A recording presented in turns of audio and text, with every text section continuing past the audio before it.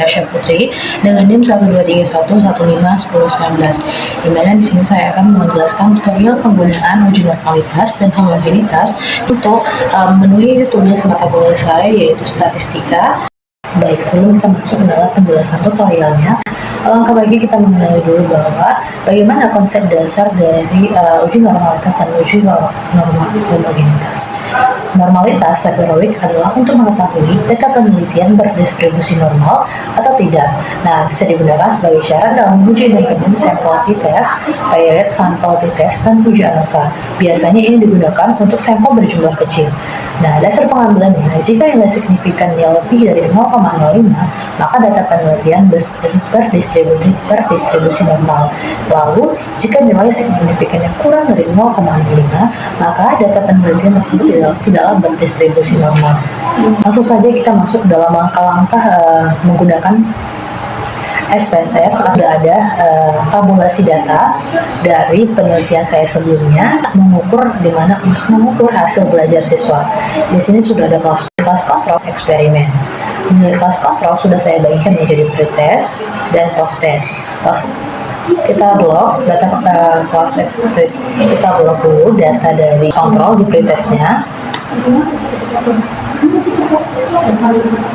Kontrol V. Nah, untuk mengelompokkan data ini, supaya kita tahu bagi pretest ini, jadi kita kelompokkan menjadi kelas 1, lalu kita gariskan sampai bawah. Ini kita kelompokkan sebagai kelas 1, begitu juga dengan yang lainnya. Prosesnya kita kontrol C, kemudian kita kontrol V.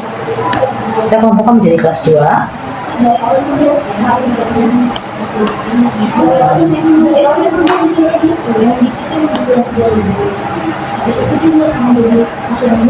Langsung lagi kalau kita masuk ke dalam kelas eksperimen. Begitu juga dengan kelas eksperimen, masuk ke pretest, kontrol C,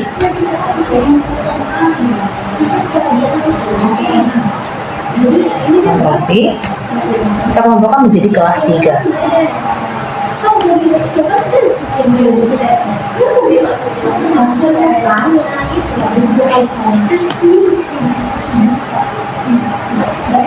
Dalam post-testnya di kelas eksperimen kita blok datanya, kita kontrol C, kemudian kita masuk ke dalam ini, kontrol V. Kita kelompokkan menjadi kelas 4.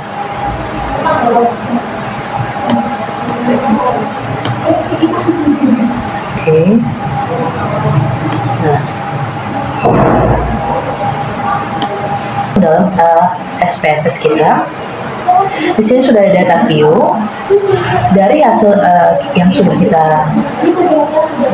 kita kelompokkan tadi. Kita copy semuanya, Ctrl C, lalu masuk ke SPSS, ke data view, Ctrl V. Nah, pada data ini,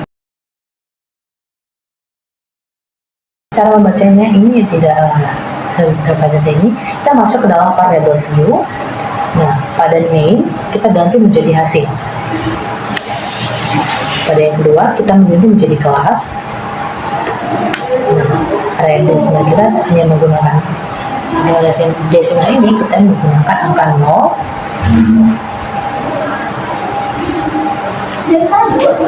Labelnya kita tadi adalah untuk mengukur hasil belajar siswa. Lalu pada values di bagian values kita di bagian 0, di bagian bawah kita kelompokkan. Yang pertama tadi adalah nomor 1, tes kelas kontrol.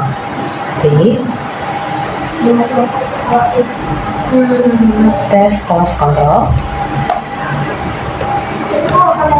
Lalu add kedua, post-test kelas kontrol. Lalu add yang ketiga tadi juga saya kelompokkan menjadi pretest kelas eksperimen.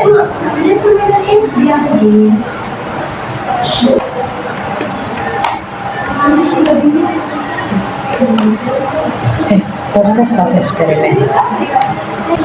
Post test kelas eksperimen. Lalu kita add. Nah,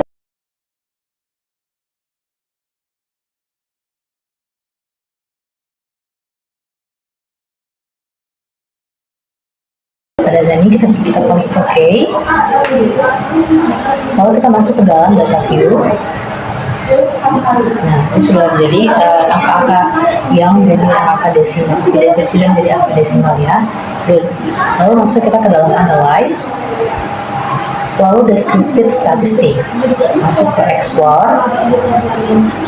Nah, hasil belajar ini kita blok, masukkan ke dalam dependent list.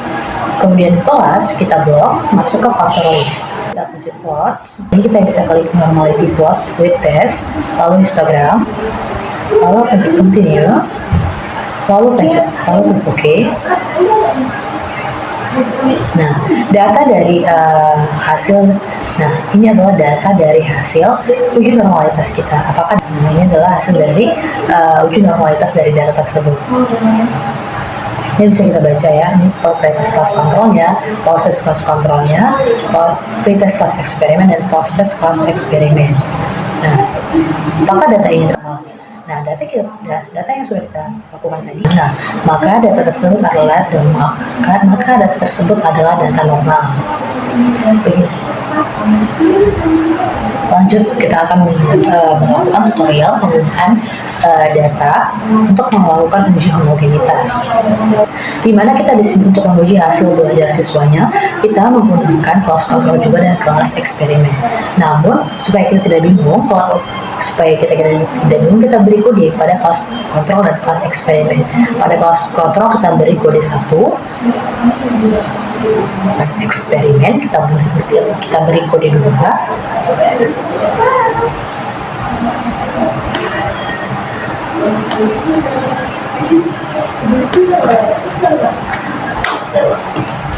Nah, oke. Baik, kita lanjut lagi kita akan mengukur post testnya dalam setiap kelas yang sudah kita berikan, yang sudah kita kelompokkan menjadi kelas kontrol dan kelas eksperimen. Lanjut kepada kelas post kontrol, kita blok post testnya. Kita blok post testnya. Lalu kontrol C. Nah, sini sudah kita kelompokkan menjadi hasil dan kelas. Di hasil ini adalah hasil dari prosesnya. Ini bisa kita kontrol V. Nah, kelasnya tadi kita kelompokkan menjadi kelas 1.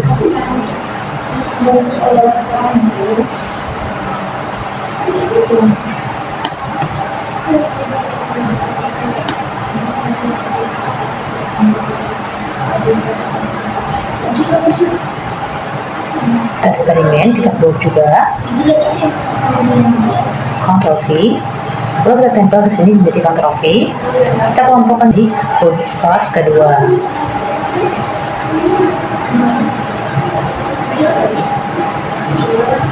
Nah, ini kita bisa tarik ya dalam Excelnya. Semuanya kita blok semuanya.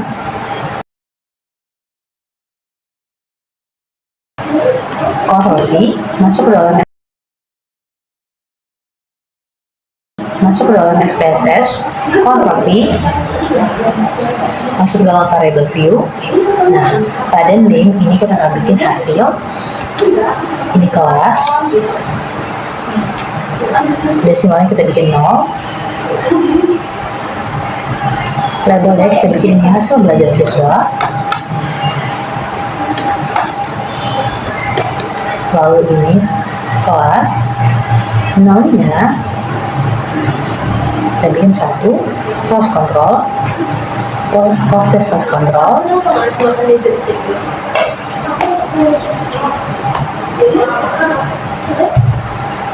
add, kedua, post test kelas eksperimen.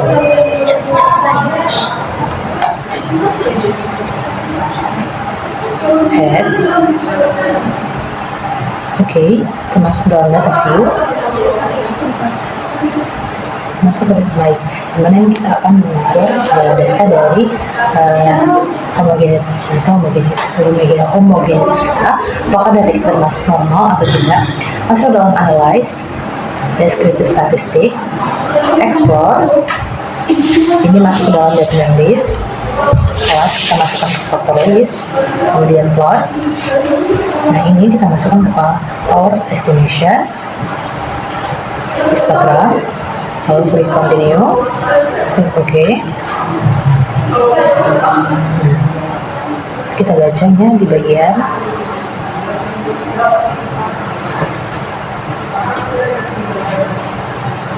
nih, ini signifikannya. Kembali lagi ke dalam penjelasannya bahwa jika nilai signifikannya lebih dari 0,05, maka data penelitian kita berdistribusi normal. Namun jika nilai signifikan kurang dari 0,05, maka data penelitian tidak berdistribusi normal. Nah, data yang kita hasilkan tadi sudah